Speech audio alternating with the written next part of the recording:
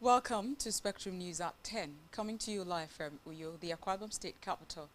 My name is Ofonono Joseph. Let's take a look at the headlines. National Assembly refutes reports of approving creation of 12 new states. IGP Egbetokun reiterates commitment of NPF to combating violent crimes. Plus, Israeli forces launch ground and air assault on Deir al-Bala in central Gaza.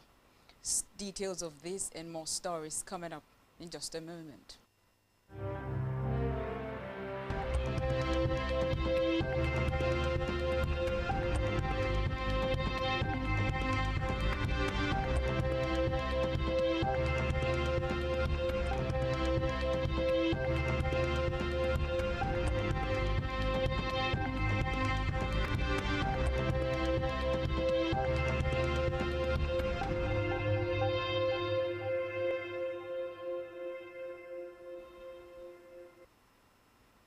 Good morning, and thank you so much for joining us on the news. First in the news this morning is from the Red Chambers, where Bauchi South Senator Shehu Buba Umar has refuted reports that the Senate has approved the creation of 12 new states. He described the claims as false and baseless. Speaking with a journalist in Bauchi, Buba explained that the Senate has not made any decision on new states or local government areas. He said that the Senate has done is to organize public hearings in different parts of the country to gather suggestions from citizens as part of the review of the 1999 Constitution, noting that the suggestions include requests for creating new states and local governments. According to him, the committees handling these hearings have not yet submitted any final report to the National Assembly, and the lawmakers have not met to discuss or approve the creation of any new state or local government. The senator advised Nigerians to ignore the viral news, which falsely claimed that 12 new states had been approved. Meanwhile, the Senate has asked Kogi Central Senator Natasha Akpoti-Uduaghan to stay away from its proceedings, saying the suspended lawmaker cannot resume yet. In a statement, Senate spokesman Yemi Adaramodu insisted that there was no subsisting court order mandating the Senate to recall the lawmaker before the expiration of his suspension. Recall that Senator Akpoti-Uduaghan was suspended for violating Senate rules after a seat arrangement brawl with Senate President Godswill Akpabio, whom she accused of sexual misconduct, an allegation Akpabio denied. Recently, the suspended lawmaker, who relied on a recent judgment, Delbinta Nyako of the Federal High Court, Abuja, vowed to resume Senate proceedings on Tuesday, July 22, 2025. However, the Senate spokesman argued that the judgment did not contain any positive or mandatory order directing the Senate to recall Senator Akpoti-Uduaghan before the end of his suspension. He urged Senator Natasha to refrain from any attempt to storm the Senate. According to him, the Senate will, at the appropriate time, consider the advisory opinion of the court on both amending the standing orders of the Senate and her recall, and communicates the same to Senator Akpoti-Uduaghan.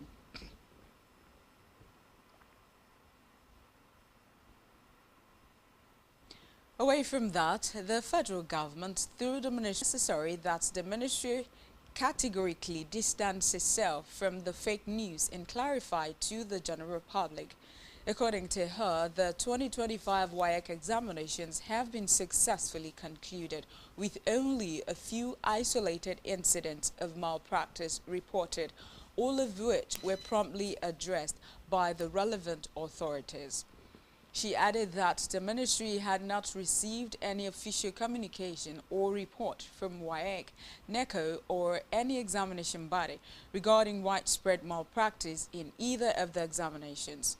Boriowe explained that the ministry remains fully committed to upholding the integrity, credibility and orderly conduct of all public examinations and would continue working closely with examination bodies to strengthen monitoring and enforcement mechanisms.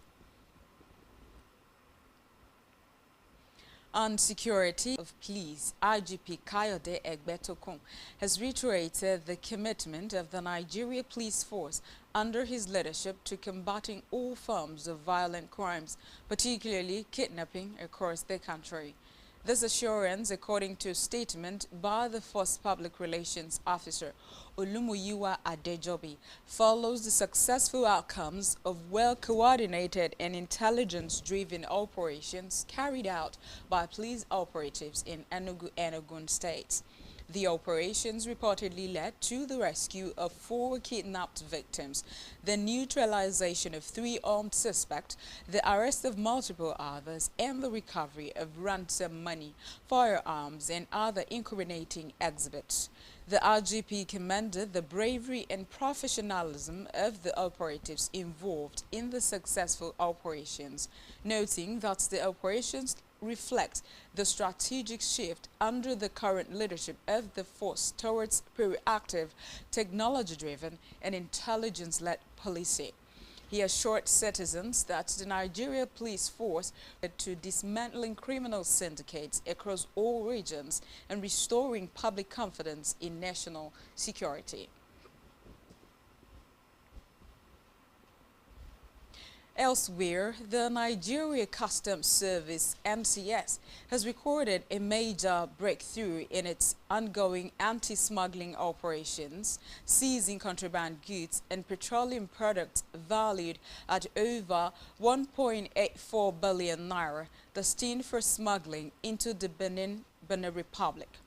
The coordinated operation, which covered items and the disruption of an illegal fuel export ring. 9 suspects were arrested in connection with the seizures. Controller General of Customs Bashir Adewale Adeni disclosed these details during a press briefing at the Federal Operations Unit 4 Zone, a headquarters in Ikeja, Lagos. Adeni revealed that the four carried out working on well-known smuggling flashpoints across Lagos, Ogun, and surrounding states. According to Adeni, the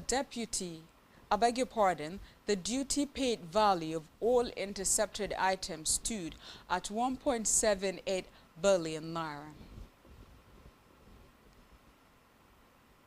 Now to Africa, where Eritrean President Isaias Afwerki has issued a warning to neighboring Ethiopia, cautioning against the possibility of renewed conflict as tensions escalate in the Horn of Africa.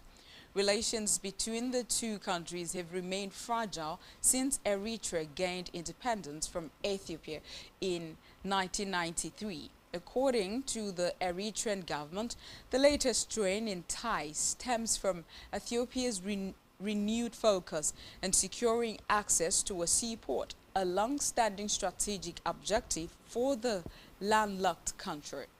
In remarks at Ethiopian Prime Minister Abiy Ahmed, President Afwerki warned that Eritrea would not be easily overpowered by Ethiopia's far larger population, estimated at 130 million, compared to Eritrea's 3.5 million. The Eritrean leader therefore emphasized his country's readiness to defend itself if necessary. Still in Africa, a long-awaited breeze of hope is emerging in the Eastern Democratic Republic of the Congo after years of violence and the displacement of countless civilians. Reports say a principal agreement has been signed between the Congolese government and the M23 rebel movement, often accused of receiving support from Rwanda. The accord signed in Doha under the mediation of Qatar commits both parties to protecting civilians while fully respecting the territorial sovereignty of the DRC. The agreement included a permanent ceasefire attacks, aerial bombardment, or territorial advances. Meanwhile, the international community has welcomed the agreement, describing it as a significant step while urging continued vigilance. On the foreign scene, Israeli forces have launched a ground and air assault on the city of Deir al-Bala in central Gaza. Reports say the Israeli operation began today as tanks and military vehicles pushed into the city under heavy artillery and air cover. Recall that Israel did not launch a ground offensive there during its 21-month war against Hamas. The area is packed with thousands Rafah and Khan Yunis in southern Gaza.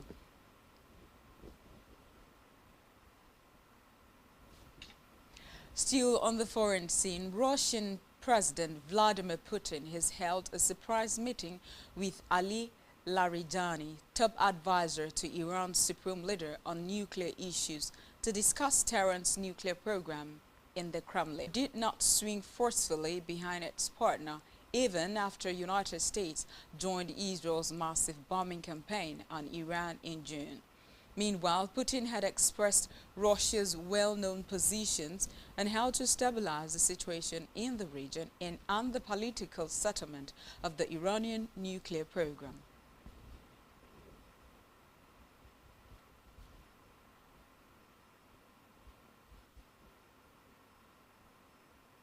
Still to come in the news. Flying Eagles advanced to final of WAFU B Under-20 Championship after penalty shootout victory over Niger Republic. Stay tuned for details of this in a jiffy.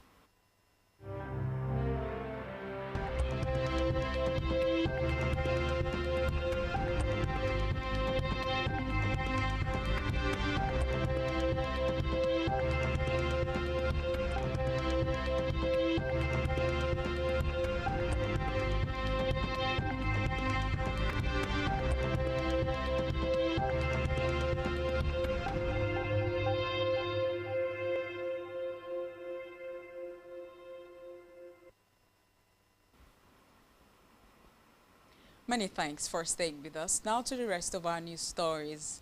On our business news, the federal government, through the Ministry of Science, Technology and Innovation, partnered with key regulatory bodies and tectonics engineering consults to overhaul Nigeria's construction sector and address long-standing challenges such as structural failures, skills gaps, and regulatory inefficiencies.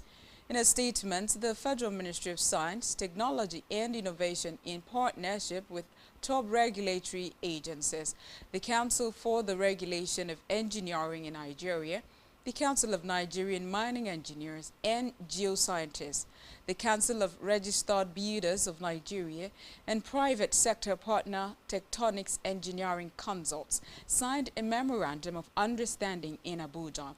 The Minister of Science, Technology and Innovation, Uche Nnaji, stated that the collaboration reflects the ministry's commitment to using science, technology and innovation as tools for national development.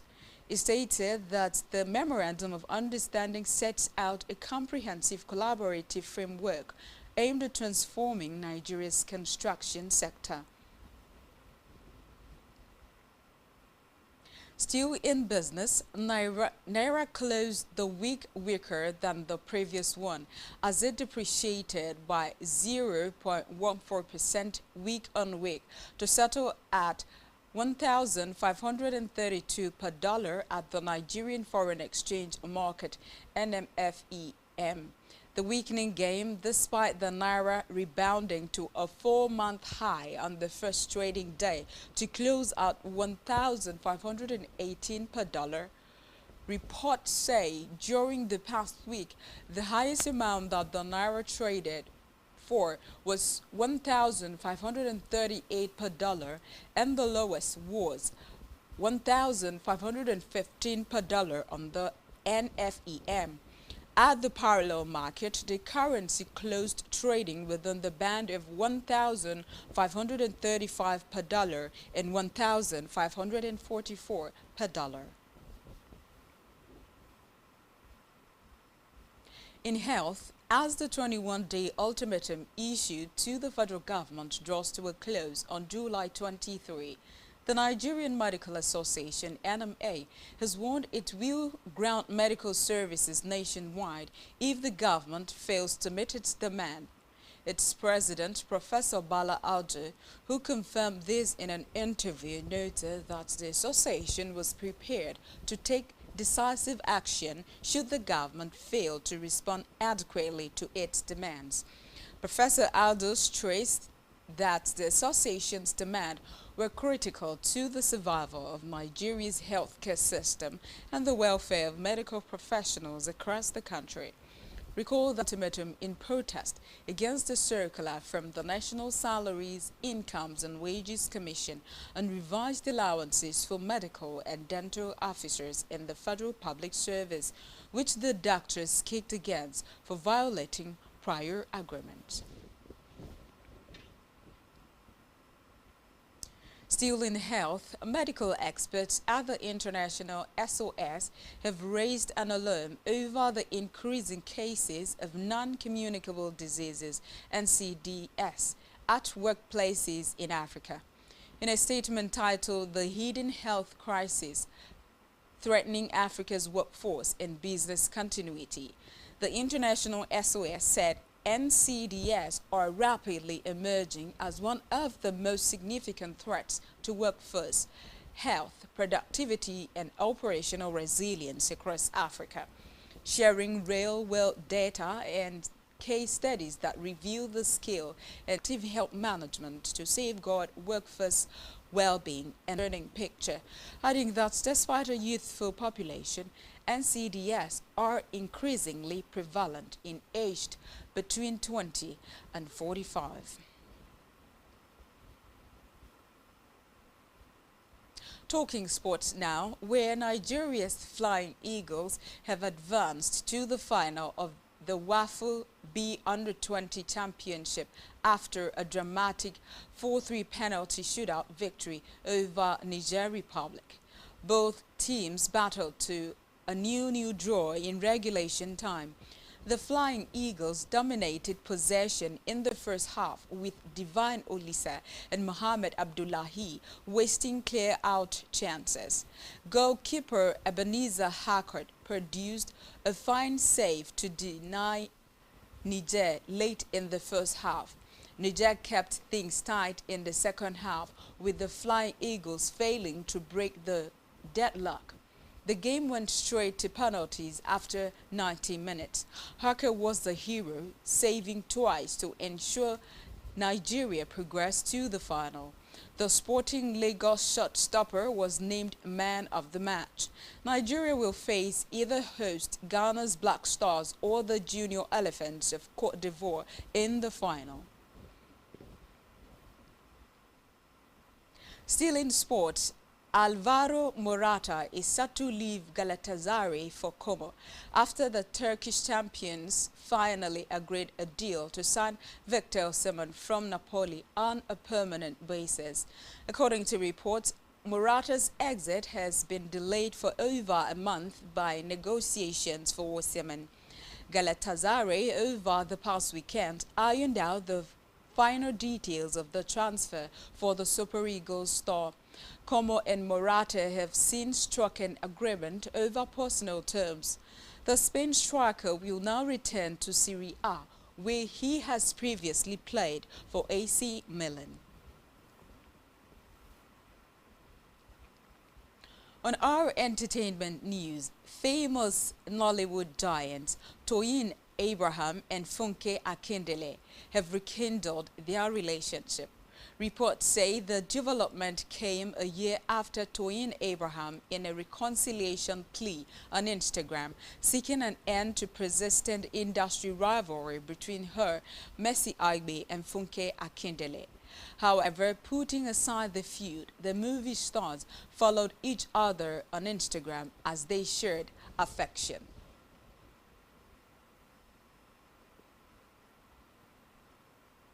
And that's all we have for you at this time.